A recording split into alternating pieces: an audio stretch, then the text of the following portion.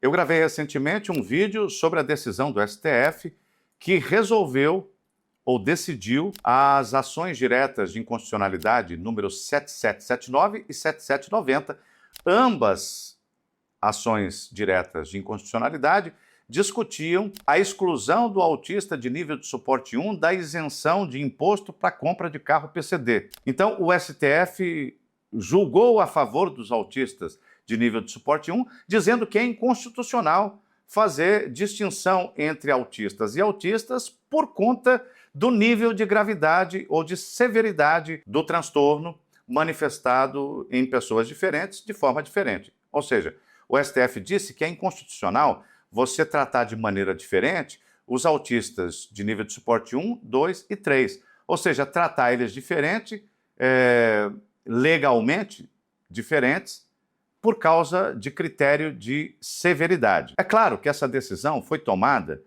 no contexto de isenção de imposto. A discussão era essa. Mas a conclusão, a tese a que o STF chegou, é de que você não pode dar esse tratamento desigual por causa do nível de severidade.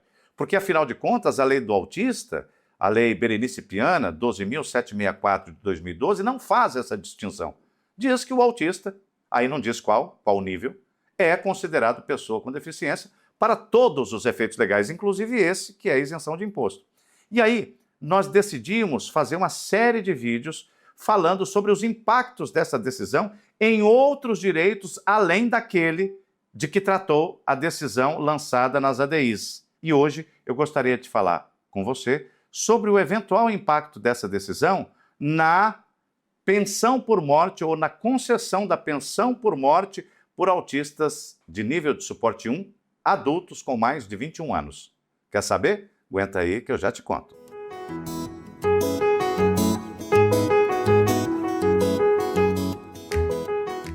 Olá pessoal, meu nome é Lucélio Lacerda, eu sou advogado de neurodivergentes, também neurodivergentes, e meus contatos profissionais estão aqui na descrição. Pois bem, a decisão do STF, que foi proferida nesta semana, nos autos das ADIs 7779 e 7790, concluiu que é inconstitucional tratar de maneira diferente os autistas por conta do nível de severidade da deficiência. E eu propus gravar uma série de vídeos sobre os eventuais impactos desta tese adotada pelo STF nesta decisão em outros ramos do direito, em outros direitos que são previstos em benefício de pessoas com deficiência. Eu decidi hoje falar da pensão por morte. Pensão por morte é o seguinte, é quando um segurado beneficiário da Previdência, e aí tem várias previdências, né? Tem previdências privadas, regimes próprios de Previdência,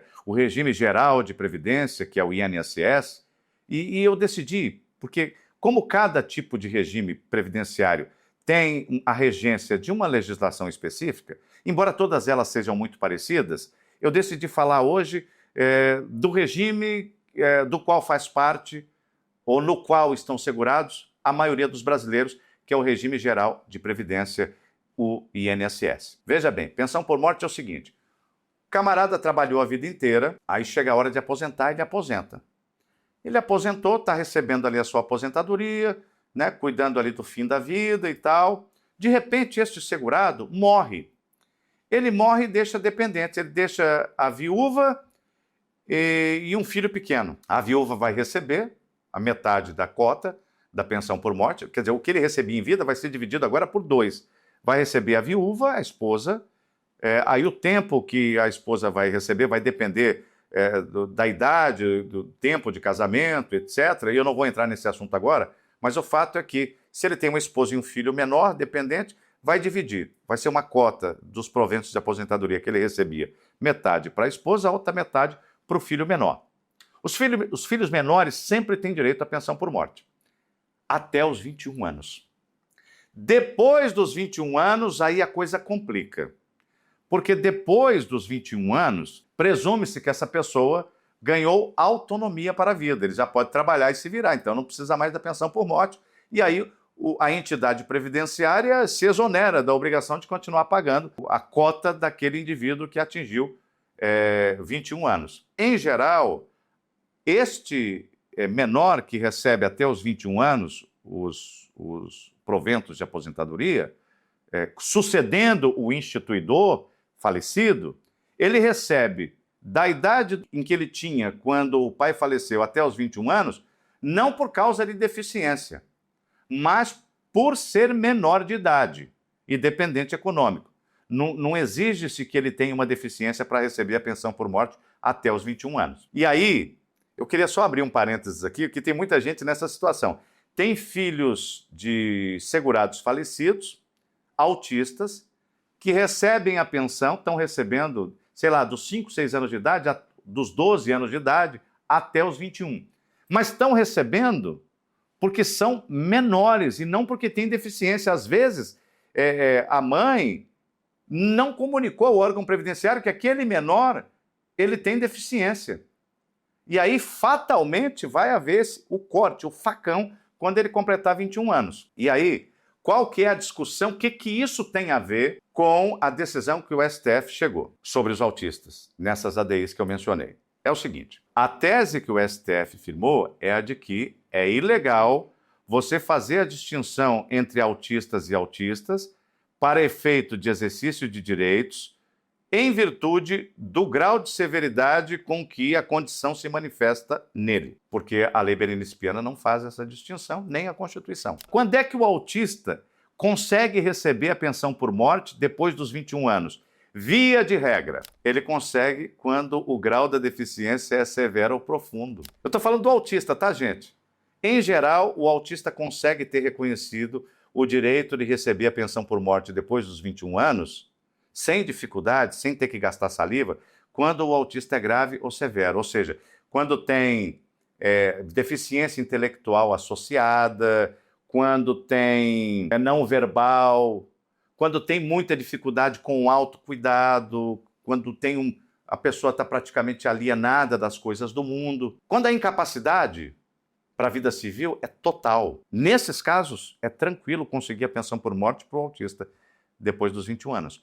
Mas quando é nível de suporte 1, meu amigo, tem que gastar, tem que suar, tem que gastar saliva, tem que estudar tese. Aqui, nós temos uma tese, que é a tese da incapacidade socioocupacional, que acometem muitos autistas maiores de 21 anos. Ou seja, nós temos clientes aqui autistas que têm formação superior, alguns advogados, alguns formados em medicina, mas que nunca exerceram, que nunca ganharam uma pipoca exercendo a profissão. E você sabe por quê? Não é preguiça, não é vagabundagem, é incapacidade socioocupacional. É a incapacidade de você se colocar no mercado e nele se manter para oferir renda. Essas pessoas de nível de suporte 1, que têm a incapacidade socioocupacional, são muito numerosas no Brasil. Tem muita gente nessas condições. E aí, você tem que fazer um esforço imenso de argumentativo, de prova. Olha, essa pessoa, embora ela tenha a formação jurídica, ela nunca trabalhou, nunca teve a carteira assinada na vida. Ou ela teve 2 vezes, ficou 15 dias, 2 meses no emprego. Olha aqui, todo mês o pai transferia dinheiro para ele, ele vive do dinheiro que o pai dava, porque ele nunca foi capaz de se colocar no mercado. Isso é uma incapacidade socioocupacional. Então, como tem também jurisprudência consolidada no STJ sobre a pensão por morte, tem até uma súmula que fala que o filho maior inválido tem direito à pensão por morte desde que a invalidez, a causa, a deficiência, seja anterior ao óbito. Para o autista, a questão da data da deficiência, se anterior ao óbito do instituidor do benefício, nunca teve problema, porque o autismo tem causas congênitas, é genético. Então, se é genético, o cara é autista desde que nasceu e vai ser autista até o último suspiro. Até aí tudo bem. O problema é a invalidez. Você tem que demonstrar que aquele autista de nível de suporte 1 é inválido. Só que na cabeça das pessoas, inválido para ele é ser completamente alienado do mundo. Então, se uma junta médica vai fazer essa avaliação para ver se concede ou não o benefício a pensão por morte para um autista de nível de suporte 1, ele vai pensar, não, esse cara é funcional, esse cara tem graduação, ele fala bem, não vejo invalidez aqui. Mas por que você considera o autista de nível de suporte 2 e 3 inválido e não o nível 1? É porque o 2 e 3 parece que é inválido muitas vezes. Não sempre, mas muitas vezes. Porque a perda da funcionalidade é evidente, às vezes é não verbal, às vezes tem deficiência intelectual, quase sempre, deficiência intelectual associada. Então você olha para o cara e fala, esse cara, tá, ele, para os efeitos da lei, ele é inválido, ele está incapacitado mesmo para a vida civil. Mas por que estar incapacitado ou ser inválido é importante teleologicamente, alinhando o sentido finalístico da lei, o objetivo da lei? É justamente porque aquele cara não pode se cuidar nem arranjar um emprego para ter autonomia. Só que esse de nível 1 também não. Ele pode falar bem, ele pode ter algumas funcionalidades preservadas, só que ele não consegue se manter e se colocar no emprego. Se você não consegue ter um emprego e se manter nele, como é que você sobrevive? Então, do ponto de vista ocupacional, você é inválido.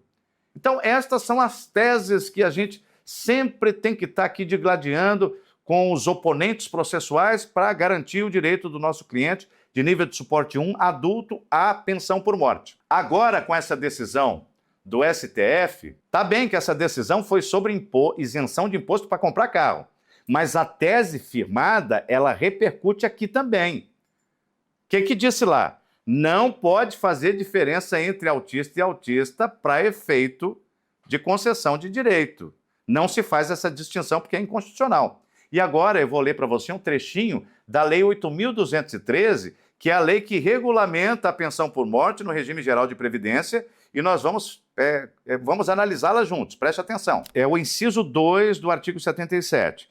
Para o filho, a pessoa a ele equiparada ou o irmão de ambos os sexos, pela emancipação ao completar 21 anos de idade, e aqui vem o que interessa, salvo se for inválido ou tiver deficiência intelectual ou mental ou deficiência grave. Eu acho particularmente que esta lei, como ela está redigida, ela já daria o direito ao autista de nível de suporte 1 à pensão por morte depois dos 21 anos, ou seja, suceder um instituidor do benefício, mesmo sem essa decisão do STF, que eu estou comentando aqui, e mesmo sem qualquer súmula do tribunal, porque aqui está dizendo, gente, olha as condições aqui que tem que ser, vou repetir para você, preste atenção. Salvo se for inválido, quer dizer, se for inválido, é uma exigência alternativa,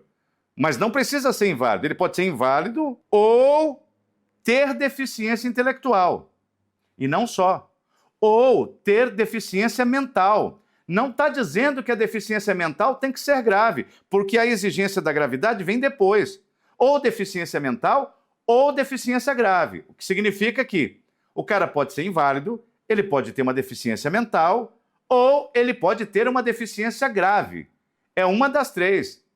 Ou inválido, ou deficiência mental, ou deficiência grave. Então, quando fala deficiência mental, não está exigindo que seja grave.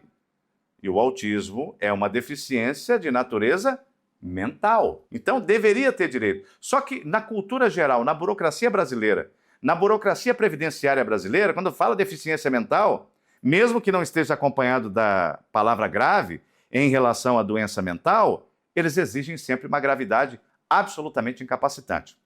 Então, agora, essa decisão do STF que diz que você não pode fazer distinção entre autistas que estão dentro do espectro para efeito de concessão de direito, certamente vai incrementar as nossas teses ou a possibilidade de formulação de teses para, com menos esforço, conseguir adquirir a pensão por morte para o autista de nível de suporte 1, maior de 21 anos, que tenha realmente a capacidade socioocupacional. Embora eu entenda que a lei não faz essa exigência de que a deficiência mental seja grave.